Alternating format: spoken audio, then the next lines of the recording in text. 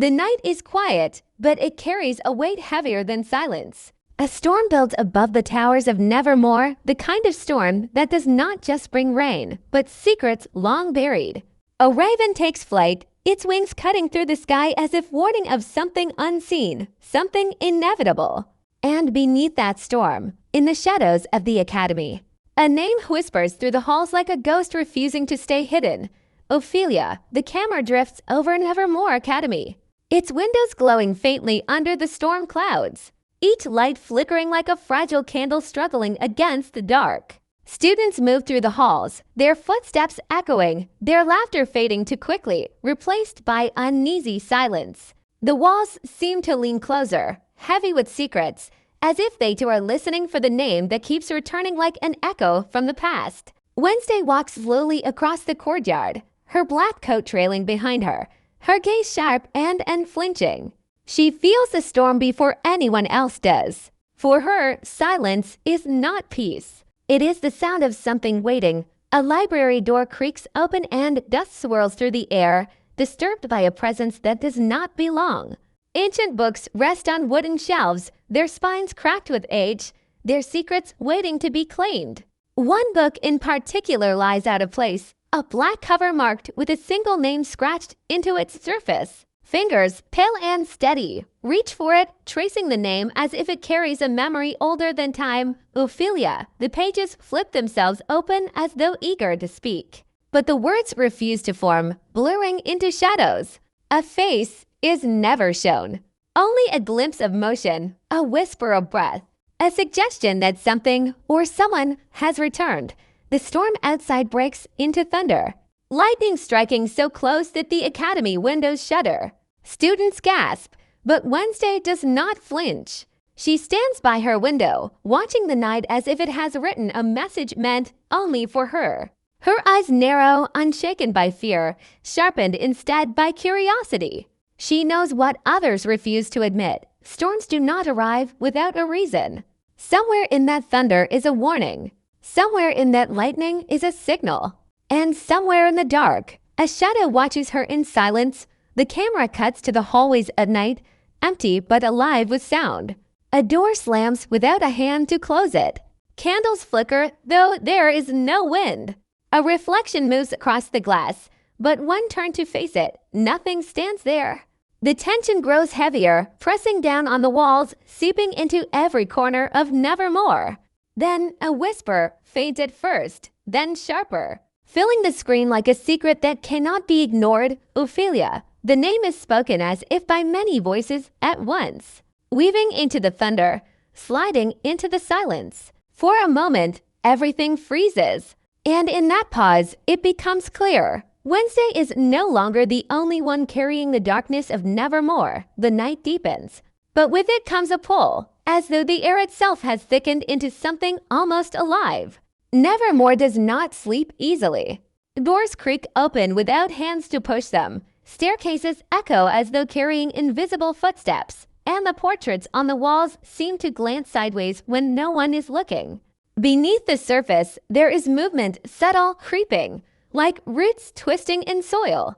The kind of movement that does not ask for permission but waits for the moment to rise. Students whisper about strange sightings, a figure in the garden where no figure should be, the sound of a lullaby drifting down the corridors when no one is singing. A story begins to spread, but none dare speak it aloud for long. Names hold power, and this one has already begun to disturb the ear. Ophelia. Wednesday does not chase gossip, but she does not ignore it either. She has seen the signs, pages missing from old journals, the sudden sharp chill that clings to certain corners of the academy, and the way ravens gather in silence near the east wing as if standing guard. She knows patterns better than anyone. And this is not chaos, this is design. She returns to the library, the air thick with dust and age, and finds the black book again, this time left open though she remembers closing it.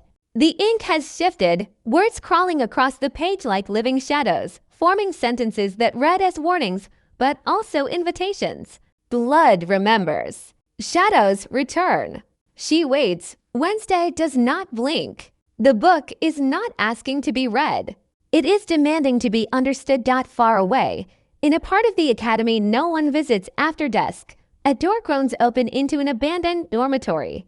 The floorboards are rotted, the wallpaper peeling like skin, but the silence there is heavier than the decay.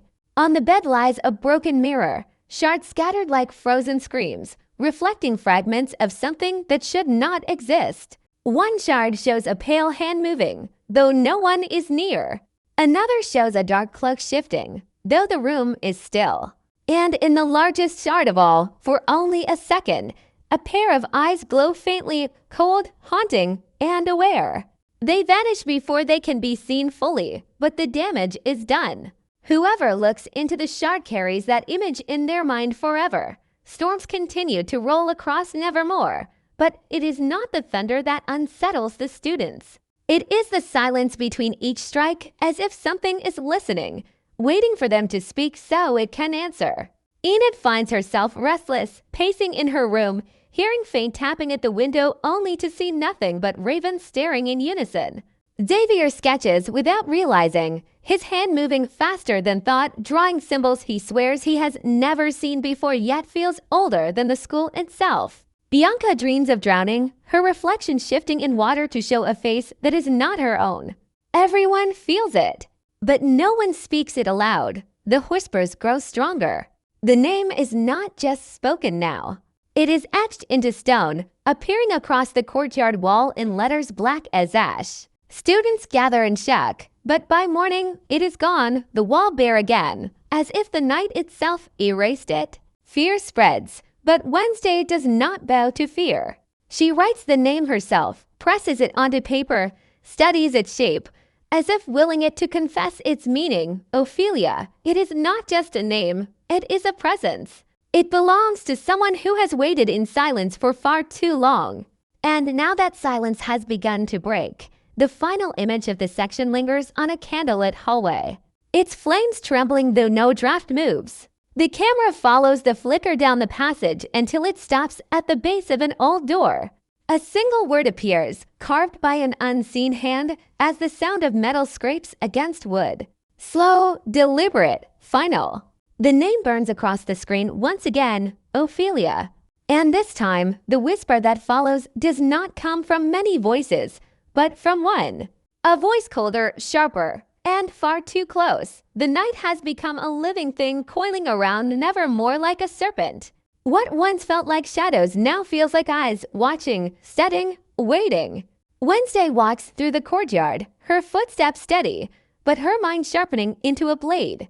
She knows this pattern. The darkness does not spread without intent, and intent means there is a hand guiding it. She tightens her grip on the black notebook she now carries everywhere, her expression unreadable, but her silence heavier than thunder. Students avoid her path, whispering behind her back, yet secretly clinging to her presence as though she is the only shield they have left. Strange events intensify. A piano plays in the music hall though the keys press themselves. Dorm windows rattle as if knocked upon by invisible hands. Doors swing open, but not into rooms, into corridors that should not exist. Students claim they see Wednesday standing in places she has never been, her reflection stepping out of mirrors with no body attached. Fear is spreading like fire, and even the teachers fail to mask their unease. Whispers fill the night again, but this time, the name is not faint. It roars through the walls, weaving into dreams, dragging students awake in a cold sweat. Ophelia. The name is no longer asking to be remembered. It is demanding to be acknowledged. Wednesday confronts the library once more, the place where the black book refuses to stay shut. She lays it open on the desk, the candles around her quivering as if exhaling fear. The words have changed again, forming lines like claws scratching across the page. She is the other half. She is the shadow of the shadow. She is what you refuse to see. Wednesday reads them aloud, her voice calm, yet the silence that follows strikes like lightning. The flames extinguish themselves. For a moment, the world folds into darkness, and in that darkness she hears breathing, not her own, slow, patient, and so close she could almost feel it on her skin. The following days twist into something unnatural. Enid finds herself sleepwalking, her hands streaked with ink though she never touched a pen. Xavier's sketches turn violent, pages filled with faceless figures whose eyes glow. Bianca claims she saw a girl standing in the lake, her reflection not matching her own movements. Each story threads into the next, all pointing back to the same conclusion. Ophelia is no longer a whisper. She is among them. And then, the first confrontation. The scene begins in the greenhouse, overrun with vines that have grown too quickly, choking the glass walls. Wednesday moves between them, her steps deliberate, her eyes narrowed. She hears at first the faint hum of a lullaby, low and cold, a melody that does not soothe but unsettles. The vines shift, curling as if alive, guiding her deeper until she finds herself in a circle of shadow. The music stops, and in that silence, a figure emerges from the dark. Only fragments are seen, a pale hand brushing against leaves, the hem of a cloak dragging across the floor, the faint glow of eyes hidden beneath shadow. No face, no full reveal, only enough to burn the impression into the mind. Wednesday does not retreat. Her voice cuts the silence. If you are meant to frighten me, you'll have to do better. For a heartbeat, nothing answers. Then the voice comes, smooth and sharp, echoing as if spoken from every corner of the greenhouse at once. I am not here to frighten you.